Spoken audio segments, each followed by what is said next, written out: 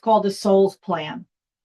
Before time was measured and before bodies were chosen, a young soul stood before the great light, eager for its next journey to earth. I want to learn forgiveness, the soul said. I want to understand it so deeply that it becomes part of who I am. The great light smiled gently. To learn forgiveness, someone must give you something to forgive. The soul hesitated. But who would love me enough to do that? From the circle of gathered souls, one stepped forward. Its presence was warm and familiar, like a friend remembered from a dream. I will, the soul said. I will go with you. I will be the one who challenges you, disappoints you, or even hurts you, just enough for you to remember the strength of your own heart. The soul's light flickered. But why would you do something so hard? Because we travel together, the other soul replied, and because I know who you truly are. Even when you forget, I will not. I will play the difficult role so you can discover the beauty of forgiveness. And when the moment comes and you feel lost or wounded, I will whisper from within the pain, remember, this is love in disguise. The great light wrapped them both in a soft radiance. Then it is agreed, you will meet in the world of form. You will forget this promise of a time, but your hearts will remember. And so the souls descended, one to learn, one to serve the learning, each carrying a hidden thread of the same eternal love.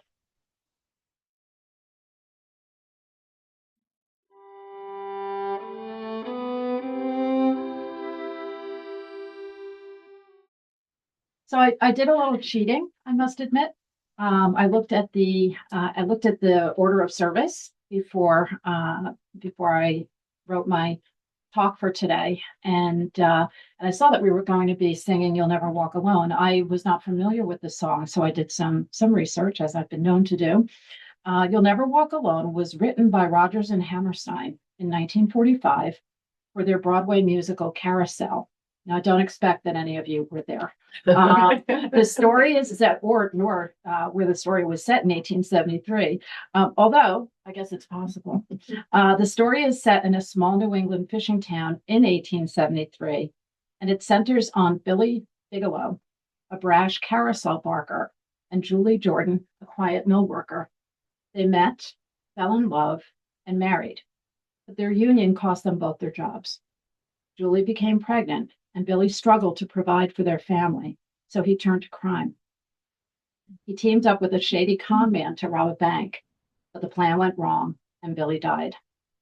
This left Julie in despair, unsure how she and her daughter Louise would survive.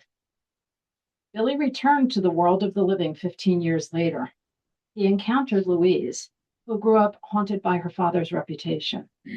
Through their interactions, Billy helped Louise and Julie find hope and forgiveness, which is interesting. It kind of ties into what Deb spoke about earlier.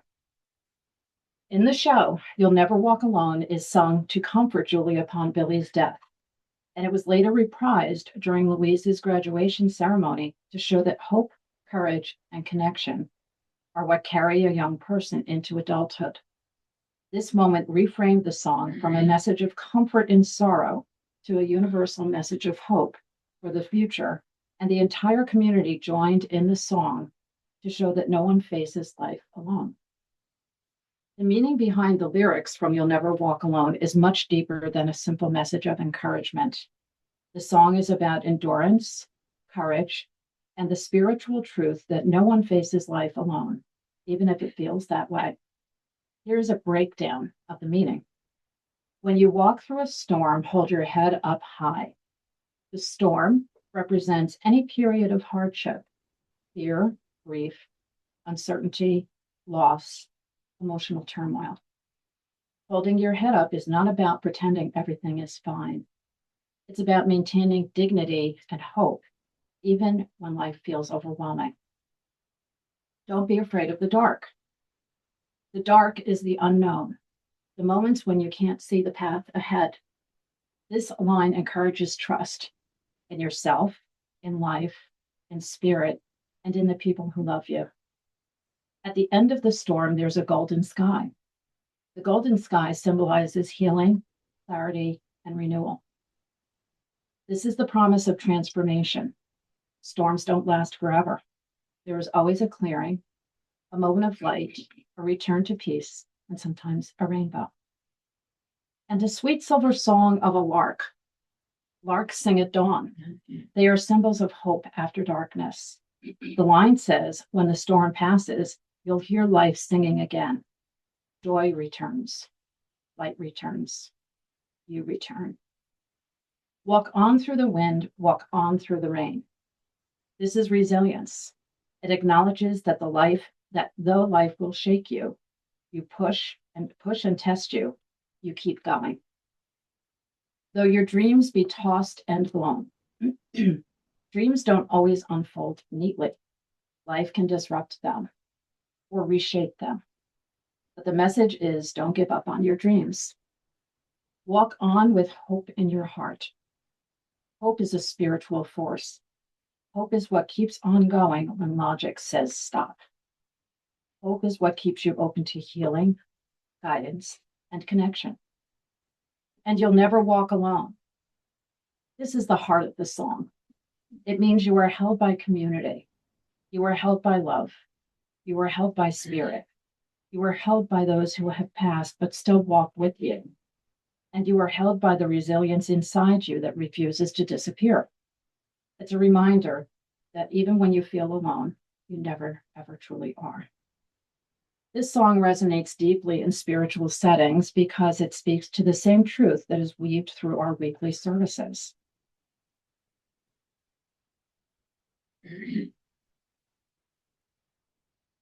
Suffering grows in isolation. Healing grows in connection. Spirit meets us in storms.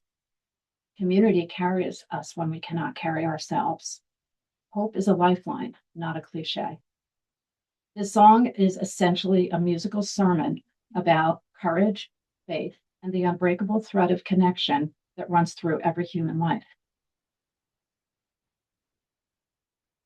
So I don't believe in coincidences. What I plan to speak about today, before I knew about the song, aligns with the words from You'll Never Walk Alone, and more importantly, with their meaning. But first, I'd like to thank Sharon for asking me to speak today. For those of you who are keeping count, this is the third time I've had this privilege.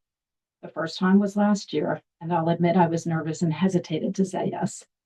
Then you may recall that only 2 weeks ago, Sharon invited me to moderate the service and speak.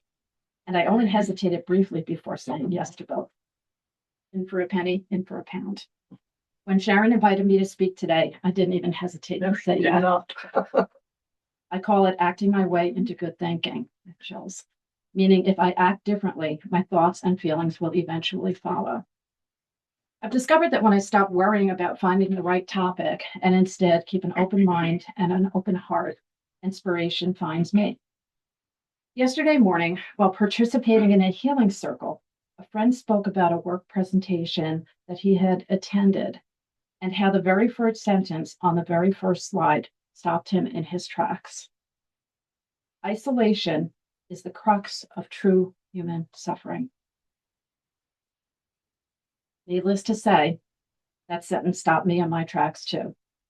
After quiet contemplation, I turned to Microsoft Copilot, as I've been known to do, to help me explore this fascinating interpretation of the human experience more fully. Since I will be talking about hardship, I thought it would be appropriate to clarify this term. Hardship is the kind of difficulty that tests you, the kind that stretches your resilience, your patience, and your inner strength.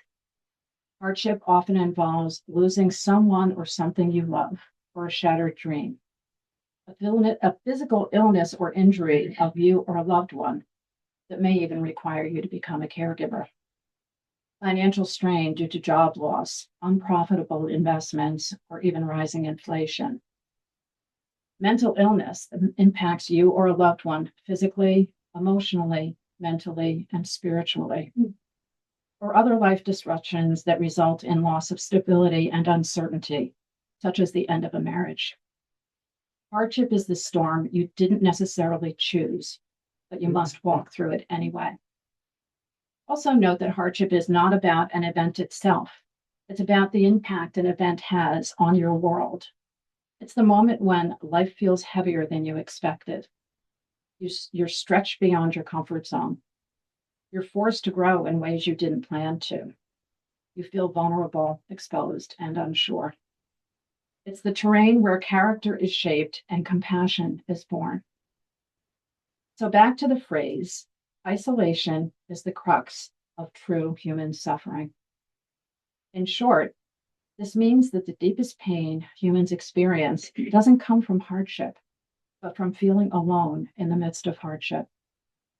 Such isolation isn't just physical, it can be emotional, spiritual, or existential. Feeling unseen, unheard, or misunderstood. Feeling like you don't belong. Feeling cut off from spirit, purpose, or meaning. Feeling like you must carry everything alone. As spiritual beings having a human experience, we are wired for connection with one another, with our community, and with spirit. When that connection frays, suffering intensifies. There is good news. When connection is restored, healing begins. Being supported often reduces suffering, even if the situation hasn't changed. In this context, hardship is often the doorway to deeper empathy, spiritual awakening, community support, personal transformation, and a renewed sense of purpose. Today's song reminds us that when the winds rise and the rain falls, we keep moving, not because we are unshaken, but because we are held by spirit, by community, by the love that surrounds us from this world and the next. And its message is the same one spirit offers again and again. Isolation is never the truth of who we are. We are meant to walk together. We are meant to be supported and to support. We are meant to remember that hope grows where hearts meet. And healing begins the moment we realize we do not walk alone. So when we speak of healing, we are speaking of connection, the sacred act of refusing to let anyone stand alone in their suffering. Today and every day, may we open our hearts to that truth. May we allow ourselves to be held.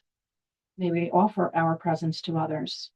And may we remember that spirit, community, and love are always reaching towards us, guiding us through the storm and into the golden sky.